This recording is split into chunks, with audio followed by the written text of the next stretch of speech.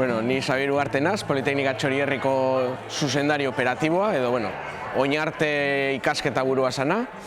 Eta azkenean zergaitik egin gara nabiakide, azkenean ikastetxeak deko nisa eragaitik, gu kooperatiba integral bat gara, mankomunidadeak bai parte hartzen dau, udalak, ikasleak bera, eta azkenean ikastetxe bat izateagaitik euskararekin eta gure inguruekin gogun beharrengatik.